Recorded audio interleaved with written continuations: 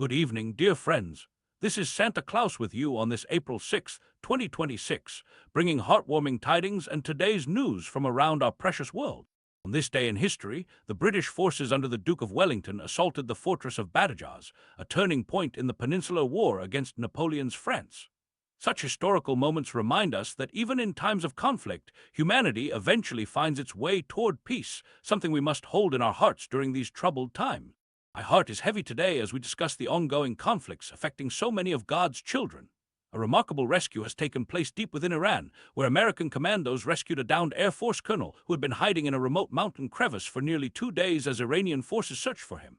God is good, the aviator radioed, and indeed the Lord watches over those in peril, though we must pray for all souls caught in these terrible conflicts. Meanwhile, across the globe, U.S. intelligence reports suggest that Iran has been quickly repairing missile bunkers struck by American and Israeli bombs. While military officials claim substantial progress, intelligence agencies have cast doubt on how close they are to diminishing Iran's missile capabilities. Oh, how I wish we could turn these weapons into plowshares, as the good book teaches us. Now, turning our attention to the Middle East, Israel has struck Iran's largest petrochemical complex at Asaluyeh, causing explosions and cutting electricity to processing units. This follows earlier attacks on Iran's main energy source in March. How my heart aches for the innocent workers and families affected by these strikes. Let us remember that every facility, every building, houses human beings with hopes and dreams just like us. News from the Korean Peninsula. South Korea's spy agency now views the teenage daughter of North Korean leader Kim Jong Un as his heir apparent. The girl, reportedly named Kim Jong-un and around 13 years of age, has been accompanying her father to high-profile events since 2022. Each child is precious in this world, and I pray this young one will grow with wisdom and compassion in her heart. On a concerning note from Europe, Serbia's top military intelligence chief has rejected claims by Hungarian Prime Minister Viktor Orbán that Ukraine was behind a plot involving explosives near a gas pipeline between Serbia and Hungary.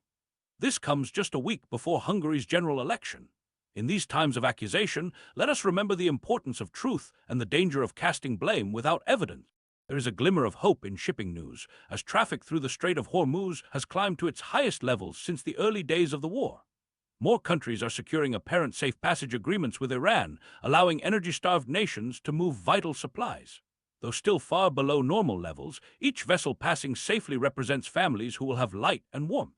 In North Africa, Algerian President Abdelmadjid Tebboune has set July 2nd for parliamentary elections after constitutional changes that increased some of his powers.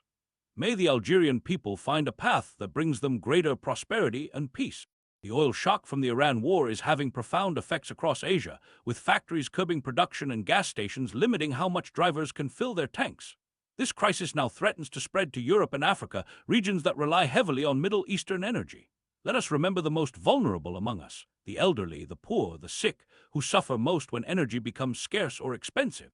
Finally, a note of innovation from Ukraine, where missile maker Firepoint is developing a new air defense system by next year that could be a more affordable alternative to the Patriot system. The company hopes to bring down the cost of intercepting ballistic missiles to less than $1 million each. While I wish such weapons were unnecessary, in our imperfect world, protecting civilian lives remains important. My dear friends, in these challenging times, let us hold fast to hope. Look for ways to help your neighbors, conserve energy where you can, and most importantly, keep love in your hearts. For even in darkness, a single candle of compassion can light the way forward.